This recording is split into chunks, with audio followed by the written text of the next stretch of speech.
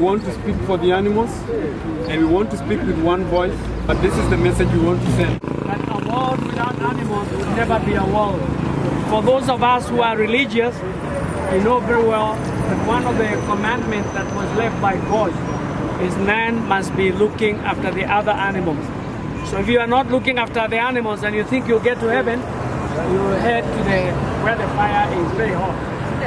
So it is our duty to look after the animals, and I think today is a very, very great day for us to do that.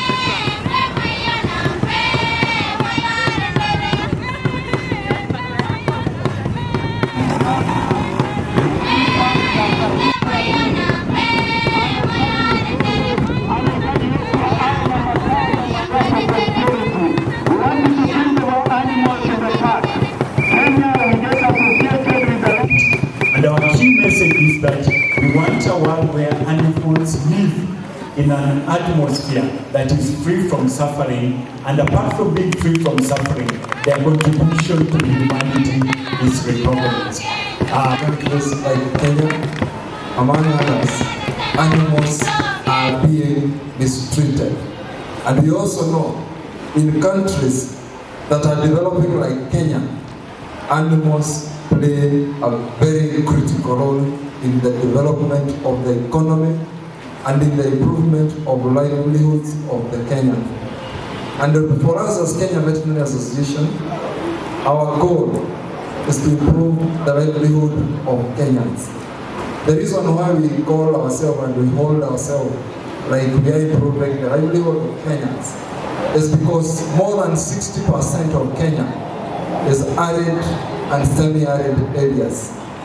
In this, the main economic activity in this kind of environment or ecosystem is actually animal keeping and livestock farming. I can see people looking after the dogs well. They care for the animals. They care for the cows. Now, not many people know that in Kenya, we have the highest per capita consumption of milk in the whole of Africa. It is not South Africa, it's not Egypt, but we drink more milk than any other African that lives. Now, if you think through that, it is our connectivity to the animals that has kept us alive and they kept us healthy. And if we are the biggest milk drinkers, a cow eats grass, it needs care, and therefore we need to have a culture of looking after the animals, because the animal, the cow also needs the help of the dog, because the dog is looking after it. So I think for me, I cannot see how you are not part of the animal. If you look at the Africans, in our old religions, our totems were animals. Our spirit lived in animals. My name is Jagi, which means I'm a zebra. I'm not supposed to eat a zebra. I'm supposed to look after a zebra. There are some people, if you go back in terms of the African religion and your spirit and your well-being is protected by a certain animal. We are part of it. And I told somebody one time that one of the reasons why you find animals not hanging dead animals in their houses is because they are like your brothers. If your brother died today, you would not chop their head and hang it and call it beauty. We have no beauty in dead animals. We have beauty in living animals, and we must look after the animals.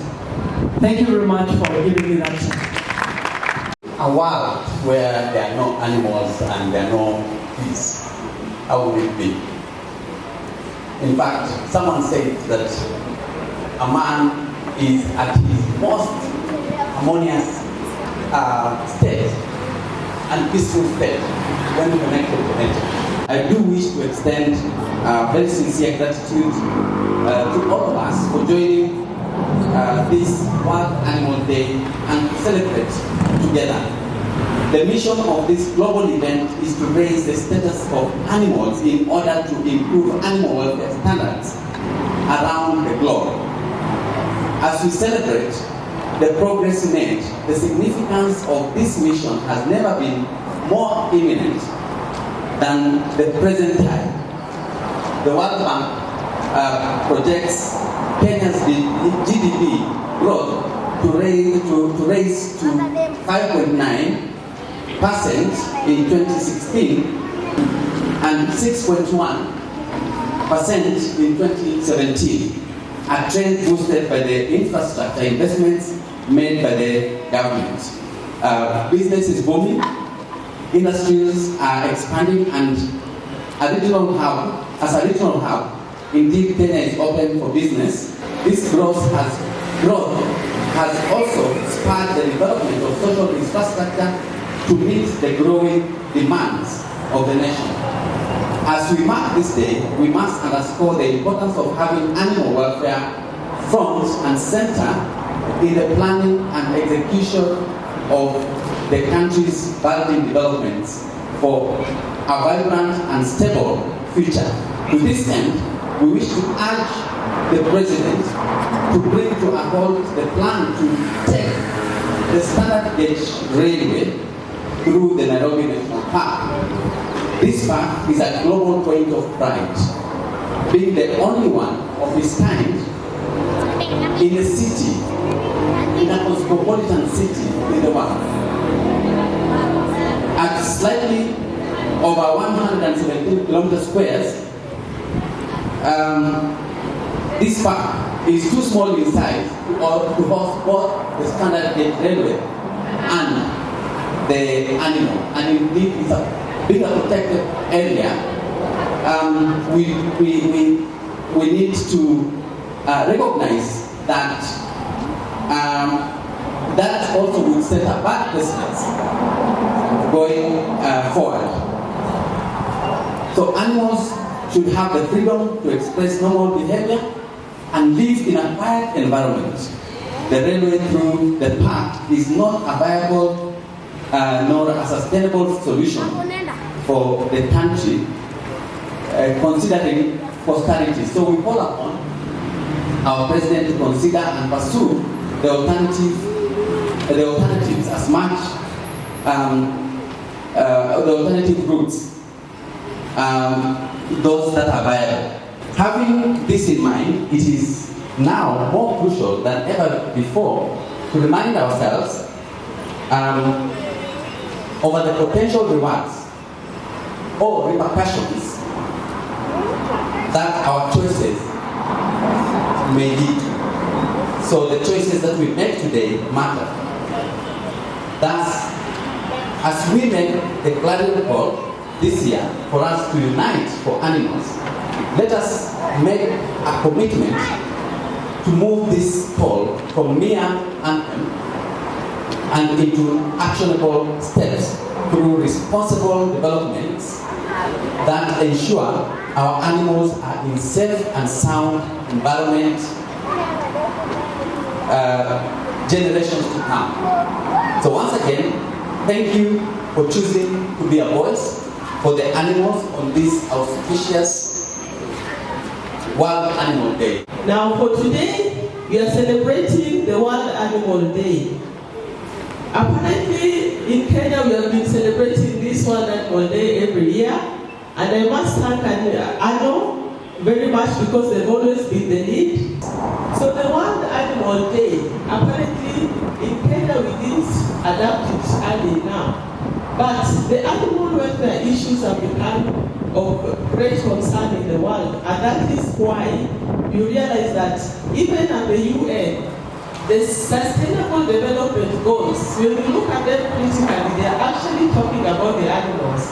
There is no way you are going to eradicate poverty, that is the first goal, without talking about animal resources. There is no way you are going to talk about no hunger in the world, that is the second SDG, without talking about the animal resources.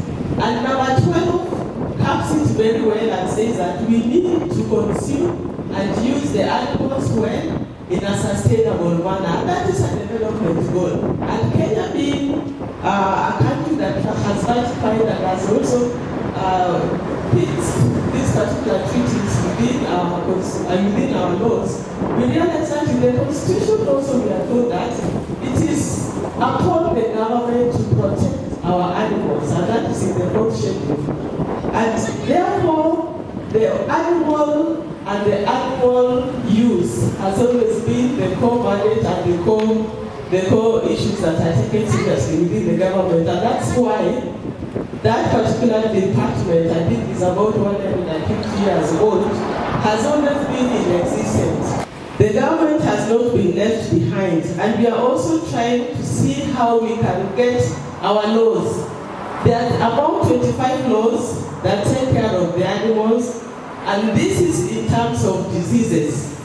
About 80% of the diseases that affect human beings actually come from animals. And that shows that there is very close link between the life of the animal and the life of the human being. If only we could concentrate in preventing these animals preventing diseases in the animals, we would not be able to get the diseases within us. And that's why, with all that, there are so many other days that have been put aside to celebrate the animal. Just last week, we were in Mombasa celebrating the World Rabies Day, and the rabies is a terrible disease, and you know the repercussions. And because of that, we are still creating awareness that you take care of your dog, take care of your animal so that you can keep the rabies away. But we are sending a message, a very strong message, that animals are part and parcel of our lives. We cannot do without animals. So it's very, very important. I've been involved in conservation since childhood. So I've been with conservation all my life. And that's why when it comes to conservation, I'm always available. I know we have a lot of laws about animal welfare, and the veterinarian here has alluded to quite a number of them. Most of those laws need amendments, and I would want to ask our colleagues in the veterinary services, please avail those laws, those amendments to us, and some of us who are in Parliament are ready to take up those amendments and make sure that we have amendments done. Because, as God has told you, we worked for a long time on Wildlife Conservation and Management Act to amend it. It took us more than 10 years. But eventually, when I happened to get into Parliament, I was able to fast track that process. And in 2013, we were able to come up with a new Wildlife Act. And it's important as a country, we must balance between economic development and conservation, because we need both. But the way it is now, it appears that most of most of the time we are more interested in economic development and settlement of the people without caring for animals. And as most of you have said this morning and afternoon, animals are part and parcel of our ecosystem. We cannot do without animals. And animals add value to our lives. Without animals, there will be no life. Because they provide services, food, and everything. So it is important that we have a balance between conservation and development. So it's real sad to see that we are destroying our own heritage. And if we continue at the rate we are going, our next generation will see these animals only in books or in films. They will never see them real in their natural habitats. I think veterinarians, you have a lot of work to do. Because when I move along on our highways, on our roads, how the animals are mistreated, how they are carried to whatever destination, how we carry our poultry, how we carry our pigs, all these animals, when we transport them from one end to another, leaves a lot to be desired. So we need to really advocate for the welfare of these animals because they are so important to our lives. So let's continue pushing on the issue of standard gauge railway through the national park. Is a very sad thing. It's indeed very sad. And as a parliament too, we have raised concern. We have talked to the KWS, we have talked to the Kenya Railways, and we have raised our concern. The laws are there, they have not been followed. There are many options to where you can put within the standard gauge railway. But we have many options. We cannot go saying that because of the cost. You cannot cost the value of Nairobi National Park. It has no, the value is in billions of dollars. So you cannot simply destroy a national heritage simply because of cost. We have raised this matter and we still continue to raise the matter that we are appealing, and even this afternoon, this morning as I walked here, we were in the committee raising the same matter that we must still appeal to government to find an alternative route. There are many other alternative routes that they can find to ensure that we save Nairobi National Park, which was the first national park that was ever established in this country. So how can we destroy our first pioneer national park in the country? And this park makes Nairobi city become a unique city in the world.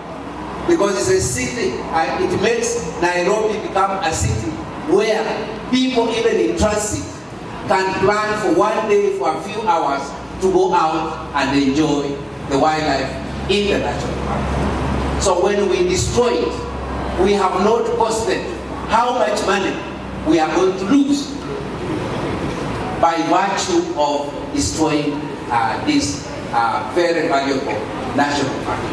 So we hope that the government will listen to our cries and at least redirect the alignment of this railway, which we did want to use, but there are many options. And the issue of cost should not arise. So without many words, I want to say thank you very much. Thank you very much.